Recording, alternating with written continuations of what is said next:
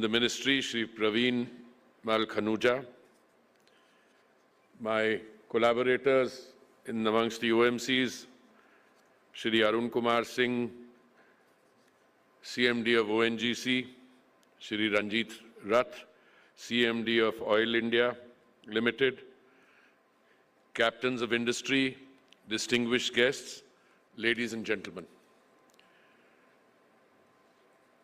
I would like to start by complimenting the Directorate General of Hydrocarbons and the Director General for convening this meeting, this gathering for interaction between the DGH and the other stakeholders in this important sector of our economy. I would particularly like to thank the DG herself and all those who have made it possible. I have been associated with the Ministry of Petroleum and Natural Gas almost 3 years to the day. Before this 3-year association, I have spent several years with other ministries of the Modi team, and before that, a long 39-year career in the Foreign Service and 6 years in different forms are thereafter in the international think tanking business, or do-tanking as we used to call it. But when I look at the state in which we find ourselves today, I cannot think of any bigger challenge that confronts us than the need to ramp up and transform the manner in which we are looking at issues relating to exploration and production. So I think and I hope that this first edition of the Urja Varta, which literally translated means energy dialogue, will provide all of you a forum for thoughtful discussions that further the discourse on India's energy sector. We have introduced many innovations in the last 3 years. We moved the international focus on energy-related issues in a not insignificant way to ourselves. We had the first India Energy Week in Bengaluru, the last one in Goa, and the third one coming in February will be in New Delhi. And thereafter it will become a permanent feature in Goa, where we have, thanks to the ONGC, we are producing, or rather developing a 240-acre site, which apart from hosting the India Energy Week, will also provide state-of-the-art, world-class conference facilities. Let me come back to the E&P sector. No matter which way you look at it, it is integral in our journey towards energy self-sufficiency, which is critical for sustained economic growth, and E&P offers investment opportunities at least worth $100 billion by 2030. Having outlined the importance and the potential, I think I would be failing in my duty if I did not underline strongly that despite our progress, much of our exploration and production potential still lies untapped within India's 26 sedimentary basins. I find it particularly discomforting that, considering that we continue to be dependent on crude oil imports to over 85% of our requirements. And despite the abundant geological resources available to us, our efforts in the past have been far short of what needs to be done. It is not my purpose this morning in the keynote address to lay blame. I think if you look at the historical context, when oil prices globally are within manageable range, it is a normal tendency for anyone to turn around and say, why do you want to bother with heavy investments, exploration, when you can just that easily import all your requirements. That was in fact the advice given to me by some quarters when I had the privilege of joining in July 2021. But that is short-sighted advice.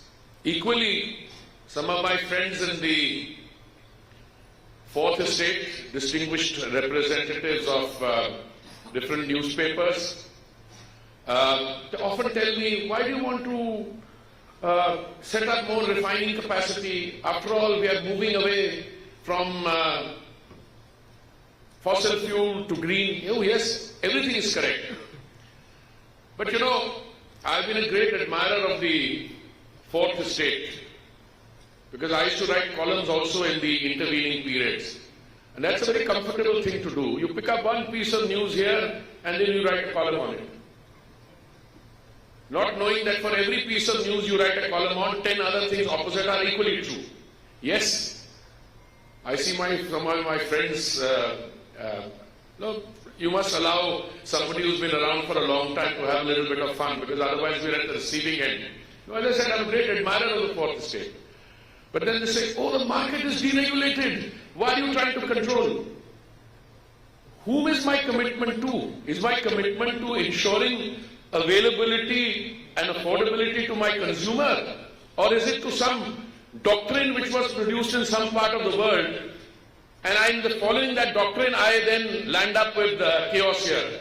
It says, with a great sense of pride, that I say that as the Honorable Prime Minister's Petroleum Minister, that throughout the pandemic, throughout the last 3 years I have been associated with, not a single shortfall has taken place anywhere. That is what you mean by availability. Contrast that with what is happening around the country, contrast that with what is happening around the world, and you see the stark difference. This is the only country in the world where prices have come down after a reference period.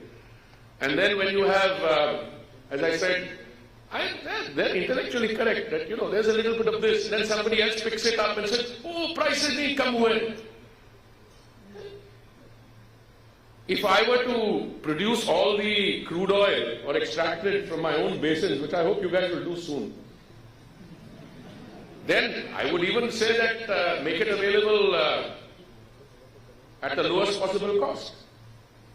But life is full of challenges, and I think what stands out as we meet today is that it's your ability to navigate those challenges for the satisfaction of your citizens.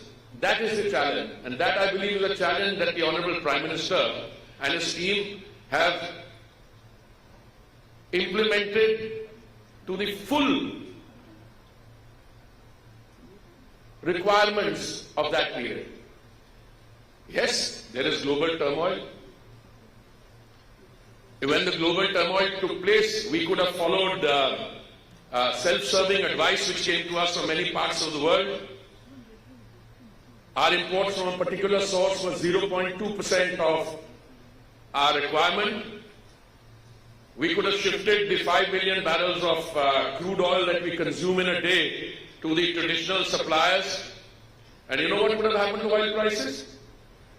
My friends with their philosophy would have written a nice column in a pink paper. But you know what would have happened? Oil prices would have gone up to $250. So I've been around for a long time. I told you I spent 40 years as a civil servant, 6 years as an international civil servant, or something like that, now 7 years as a minister. So I take all this advice which comes with gratitude, because it provides an opportunity for those people who provide the advice to look themselves in the mirror and ask themselves, what is it that they are advising? Whose interests are they serving? Our sedimentary basin is approximately nestled with approximately 651.8 million metric tons of crude oil and 1,138.6 billion cubic meters of natural gas. And this is where we come to our failings. Only 10% of this sedimentary basin is currently under exploration today. After the award of the blocks under the forthcoming OALP rounds, it will increase to 16% by end 2024. While this is good progress, 6% in one go, it is not enough. I wish to use this opportunity to lay down the gauntlet, including my friends at the DGH, to step up. The focus of our exploratory endeavors must pivot towards discovering yet to find resources. And I've had several meetings with the DGH. I'm very happy to hear that they are burning the midnight oil, literally. That's at least what my additional secretary tells me. And that we will see fundamental change in a very short period of time.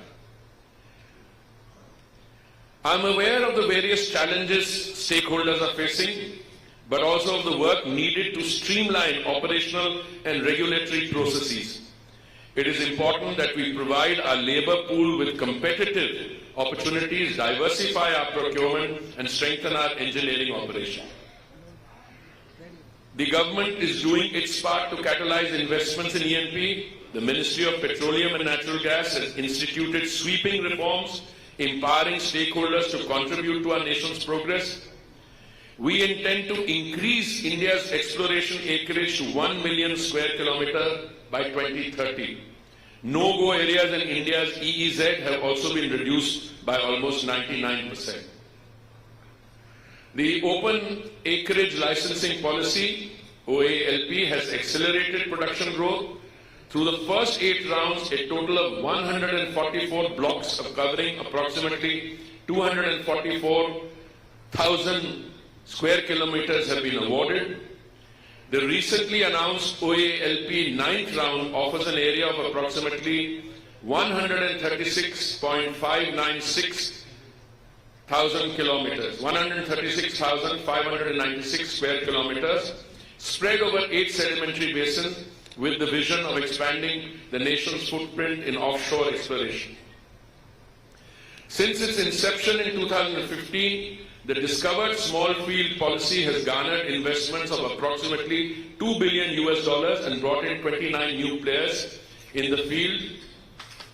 The recent special DSF bid round presents fresh opportunities in Mumbai offshore and West Bengal. The opening up of the erstwhile no-go areas has paved the way for exploration activities in previously restricted zones, fostering investments notably in regions such as the Andamans. The government is spending heavily on promoting scientific, data-driven exploration. An investment of 7,500 crores is going into the acquisition of new seismic data, including that of the EEZ, financing strategic stratigraphic wells and acquiring aerial survey data for difficult terrains. We now have geoscientific data for the Kerala Konkan basin and the Mumbai offshore basin on the west coast, and the Mahanadi and Andaman basins in the east coast. DGH is upgrading the National Data Repository to a cloud-based NDR, which will enable instant dissemination of seismic, well and production data. I was following up why it hasn't been done yet, and now I have been assured the work order will be placed within 1 month. Ease of doing business is a key consideration that attracts investments into the E&P sector. This government has facilitated a tectonic shift through the revenue sharing contract policy, which abandoned cumbersome approval processes in the earlier production sharing contracts. We simplified 37 processes requiring approvals into 18 processes, of which 9 were put up for self-certification. It needs to be taken further. We must examine whether we can move to total self-certification. Any delay in approval of field development plan, annual plans and other regulatory permission is minimal as our import dependency is rising. Let me put this somewhat simply. Yes, the contractor has a role to play, he has to provide information, but whilst that process is going on, I don't see why work needs to come to a stop. And there's no reason why these permissions should be pending for extended period of time. I have been assured by the Director General that in fact they are already compiling a list of what the pendencies are, why the delays are, and how to rectify them. DGH was established in 1993 to provide technical advice to the Ministry of Petroleum and Natural Gas on issues relevant to the exploration and development of hydrocarbons in India. In today's scenario, DGH needs to change its mindset and be more proactive with the stakeholder in resolving the impending issues in national interest. I have been a civil servant for 39 years, and I can tell you there is one trait which comes naturally to a civil servant. Give him a file and the civil servant will look at 20 ways on how to exercise regulatory control. Not a bad thing in some cases where things are going wrong. But if you start mistaking your role as that of a regulator instead of a facilitator, then you will end up with a large number of regulators. I can see my friends in the private sector having a good laugh at the back, but that's a reality. But we are changing that. I respond to all communications, including from trolls, almost immediately. Sometimes I don't respond personally because I don't want to dignify them. But I don't think you've ever had a situation where the ministry is so responsive. And I'm sure that DGH is very much part of it and we will change that and very soon. I want to tell all those who are present today that we are committed to supporting ENP. We will not tolerate inordinate delays by any organization. Second, I have instructed the technical staff of DGH and MOPNG to have closer interaction with operators, visit the field more often, develop a better understanding of the ecosystem in which operations are conducted, and DGH shall approve all annual work program budgets prior to the financial year to provide contractors to execute their activities in a time-bound manner. I am glad to announce the formation of a joint working group comprising representatives from the private E&P operators, the national oil companies, my ministry and DGH. It will examine issues relating to the ease of doing business in E&P, adequacy of policies and procedures, and the need for their revision. It will submit its recommendations within 8 weeks. Now, I know we have members of the press here. Please count 8 weeks starting today. So today we are on 11th of July. So very soon we'll have the report and we will not only focus on this, but this is an opportunity for us to really press on the accelerator and going fast forward. Fourth, I am also directing the DGH to complete the process of integration of its various online portals by the end of the year. Recently, extended reach drilling was exempted from the Forest Conservation Act. ERD technology enables drilling of extended horizontal wells, thus offering significant advantages to E&P operations by allowing access to previously unreachable reservoirs, reducing the number of drilling sites, thereby minimizing the impact on the environment. For offshore blocks, the government has decided to award exploratory licensing along the signing of the contract. MOPNG is constantly pursuing the issue of clearances with relevant agencies of individual state governments. DGH has deputed 14 professionals in Assam, Tripura and Arunachal Pradesh to assist state governments to expedite proposals received from E&P operators for various statutory clearances. The government formed the Committee of Eminent External Experts to offer an alternative dispute resolution mechanism 25 disputes which were pending for more than 10 years have now been settled amicably. And it is my intent and resolve that so will be the remaining disputes and any future disputes which arise. As we inaugurate this first edition of Urja Varta, I encourage stakeholders from across the industry to leverage this forum's resources. I have high expectations for the Centre for Hydrocarbon Efficiency and New Energy. This new department will prioritize hydrocarbon efficiency through carbon capture, utilization and storage initiatives, and will monitor flaring, venting and leakages in oil and gas operations. It also aims to develop projects which integrate new geological energy sources such as geothermal and natural hydrogen into existing E&P operations. I will also be inaugurating the Exhibition Gallery and Innovation Center after this inaugural session. It showcases technical papers and presentations from the industry and academia on a range of salient issues in the oil and gas sectors. I urge all of you to visit it and contribute to the discourse. I extend my best wishes to everyone gathered here today. And thank you, Director General, for this initiative, and a very warm welcome to all of you. Thank you very much. Thank you, Honourable Minister, sir, for your best wishes and your very defining message.